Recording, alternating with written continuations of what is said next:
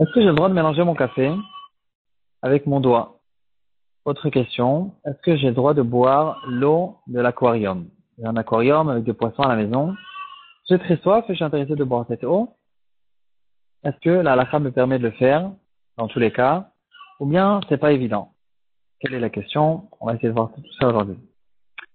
On revient en fait sur une sugia qu'on a vue il y a quelques tapis, on va se mettre à Moulbet. Gamara là-bas raconte l'histoire d'une souris qui est tombée dans un tonneau d'une certaine boisson alcoolisée. Et la Gemara relève justement la question, est-ce que cette boisson a été interdite à cause du fait que la souris est tombée dedans ou pas? Là, il faut comprendre de quel cas on parle exactement. Le roche sur place, on se trouve dans Samechet Amoudbet, si je ne l'ai pas dit.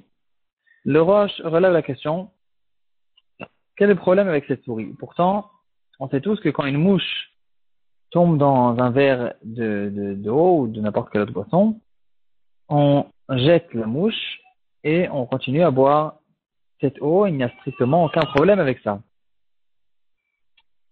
Ce minag, on le connaît déjà dans le Midrash.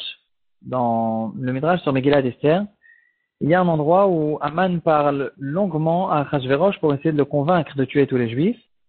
Et il ramène, un peu comme on connaît aujourd'hui, tous les minagim qu'on connaît aujourd'hui des Juifs. Et de là-bas, on apprend aussi pas mal de minagim qu'on ne connaissait pas. Il les ramène en les déformant de manière antisémite pour dessiner les Juifs devant Achashverosh comme étant des gens qui sont très durs, très mauvais, très, très mal, très méchants. Et une des choses que Haman ramène devant Achashverosh, c'est justement en lui disant, regarde, s'il y a une mouche qui tombe dans un verre d'un juif, il va jeter la mouche, il va continuer à boire, mais si même toi, le grand roi, le grand empereur, tu vas toucher ce verre, un verre de vin, ce juif, il va jeter tout le vin, il ne va pas le boire.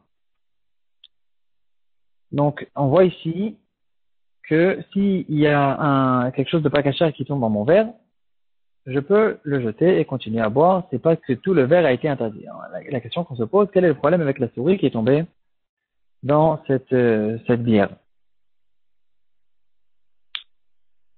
Là-dessus, le Roche, il dit qu'on parle d'un cas où cette souris, elle est tombée dans le tonneau et elle est restée là-bas pendant 24 heures. Et là-dessus, on reconnaît la halakha qui nous dit Kavush kemevushal. De la même manière que si ce tonneau, si j'aurais pris cette boisson, je l'aurais cuit avec la souris. Et là, je comprends très bien qu'il y a un goût de la souris qui est sorti dans la boisson et qu'il l'a interdit, dans le cas où ça n'a pas été annulé. Alors, le même effet que fait la cuisson, fait le fait que quelque chose reste dans une boisson pendant 24 heures, ça a pratiquement le même effet que la cuisson et ça m'interdit, ça réussit le temps, il réussit à faire sortir des goûts aussi dans l'eau de la même manière que la cuisson arrive à le faire. Kavush kemevushal, un légume ou n'importe quelle autre chose qui a été marinée dans de l'eau, ou comme on a l'habitude de faire les cornichons avec du sel et du vinaigre, etc., ça peut être même plus vite que 24 heures si c'est avec du vinaigre ou avec d'autres choses qui sont très, très fortes, très aigres. Et on retrouve cette halakha, quelque chose qui a été salé, quelque chose qui a été mariné, il ressemble à quelque chose qui a été cuit. Et comme ça, le Roche explique, cette souris est restée pendant 24 heures dans le tonneau, on l'a retrouvée que beaucoup plus tard, et maintenant on se pose la question, est-ce que la bière a été interdite ou pas à cause de cette chose-là? Maintenant, le Roche, il ne rentre pas dans ce sujet, est-ce que la souris, elle était vivante ou morte? C'est vrai que c'est un peu difficile à dessiner une souris qui est vivante pendant 24 heures dans de l'eau, mais la question, elle est une question plutôt théorique, halachique, à savoir, est-ce que un aliment pas cachère, qui est encore vivant, un animal pas cachère qui est vivant, qui se trouve pendant 24 heures dans de l'eau, est-ce qu'il a interdit cette eau en disant kavush kemevushal ou bien non? Quelque chose qui est vivant, n'a pas de possibilité à faire sortir du goût dans la boisson. Le Roche n'explique pas, et là-dessus, on retrouve une grande discussion dans les poskim. C'est en fait une question un peu de physique, une question de science, à savoir, est-ce que il y a des goûts qui peuvent sortir d'un corps vivant, ou bien non, c'est impossible. Dans le Shutuel Omeshiv, on retrouve cette grosse discussion. Il y a des poskim qui disent que non, un corps vivant ne peut pas faire sortir de goût. D'autres disent que non, un corps vivant fait sortir des goûts. Et c'est une grosse question. On retrouve d'autres cas dans les poskim dans ce genre.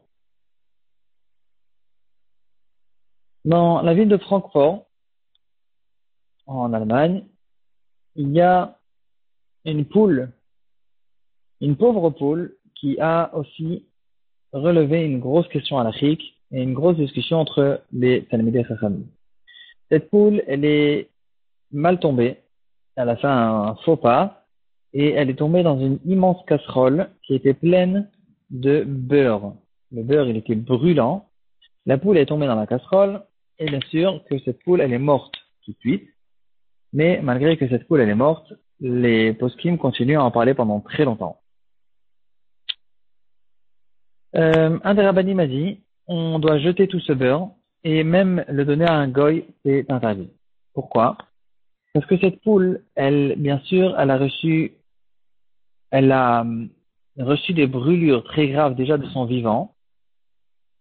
Et de son vivant déjà, elle a fait sortir un goût dans le beurre. Ce goût, c'est un goût de Ever Minachai. Donc, mis à part le problème de Bassar Bechalav qu'on a non seulement de son vivant, mais même après sa mort, mais si c'était qu'un problème de Bassar Bechalav, j'aurais pu au moins le donner à un goy. Mais puisqu'ici, il y a un autre problème. Cette poule qui, depuis de son vivant, déjà, elle a fait sortir un goût à cause des grosses brûlures qu'elle a eues dans le beurre. Le goût, il est sorti dans le beurre et c'est un goût maintenant de Ever Minachai et qui est interdit même au goyim. C'est un grand chidouche et le Khatam Sofer en parle aussi et on dirait qu'il est d'accord avec ce sac. Et là-dedans, maintenant, on va revenir au sujet de l'aquarium. J'ai un aquarium chez moi dans lequel se trouvent des poissons qui ne sont pas cachers. Il y a là-dedans toutes sortes de fruits de mer, de crabes, de toutes sortes de poissons, ou même des poissons normaux qui ne sont pas cachers. Et maintenant, le poisson, il tourne pendant des jours et des jours dans cette eau. Et est-ce qu'on fait fonctionner cette halakha de kavouche kemebouchal? Et donc, il va interdire l'eau. Ça dépend aussi de cette question. Est-ce qu'un corps vivant fait sortir du goût à l'extérieur dans de l'eau ou pas? Grosse question. C'est difficile à interdire, mais quand même, il faut expliquer pourquoi. D'après ces poskim qui disent que un corps vivant aussi a la possibilité de faire sortir du goût. Alors peut-être que c'est que dans la chaleur et pas avec cette histoire de kavouche kemebouchal. Et plus que ça peut causer un gros problème dans des magasins où ils vendent des poissons vivants et ils les tuent sur place. Il peut, dans le même aquarium, il peut y avoir des poissons qui sont cachers et des poissons qui ne sont pas cachers. Je vais chez le vendeur, je lui dis, regarde, donne-moi cette carte. Moi, je veux tel et tel poisson, un poisson cacher. Maintenant, cette carte, elle a nagé dans l'aquarium avec d'autres poissons qui ne sont pas cachers. Ils étaient tous les deux pendant plus que 24 heures dans l'aquarium et chacun des deux, il a fait sortir de son goût dans l'eau. Et donc, cette carte, c'est vrai qu'elle, lui-même en soi, c'est un poisson qui est cachère, mais il a reçu quand même un goût de cette eau qui a été imprégné du goût du poisson pas cachère qui se trouve aussi dans la même piscine. Et maintenant, ce goût-là est arrivé aussi chez la carte. Et donc maintenant, je me retrouve avec un gros problème.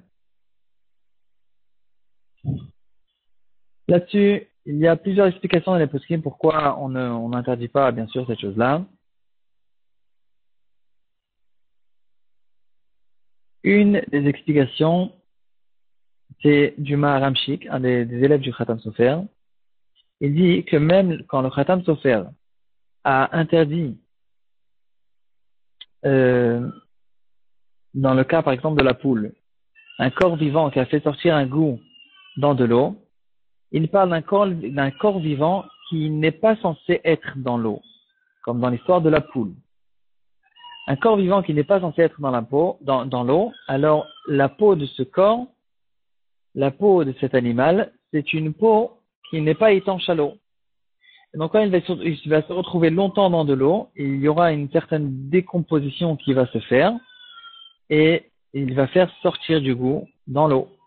Par contre, les poissons ou tout animal qui par nature est censé être dans l'eau, leur peau, elle est complètement étanche à l'eau et dans ces animaux-là, on ne peut pas dire qu'il y a un goût qui sort dans l'eau, même quand il se trouve pendant des années et des années dans cette eau. On ne fait pas du tout fonctionner cette halakha de Kavouch qui m'obouchal dans ce cas-là.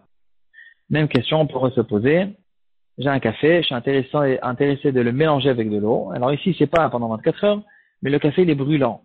Est-ce qu'il y a un problème de Hever Minachai parce que mon doigt se trouve dans le café brûlant et peut-être qu'il fait sortir un goût de Hever Minachai ou d'une viande d'un être humain qui a été aussi interdit, d'après beaucoup de poskim même par la Torah, et maintenant qui se trouve dans le café. Il n'y a pas le problème aussi de Bassar Bechala. Pose question sur ça aussi. Ça dépendra sûrement de cette marloquette de poskim. Et peut-être qu'il y a aussi des raisons pourquoi c'est permis d'après tout le monde. C'est à réfléchir, à vérifier. C'est quand même difficile d'imaginer que c'est interdit, mais peut-être que le même genre de personnes qui ont l'habitude de boire de l'eau des aquariums, ils sont intéressés aussi de mélanger leur café avec le doigt. Et ces gens-là devront se poser ces grosses questions. Est-ce que c'est permis par la halakha ou pas?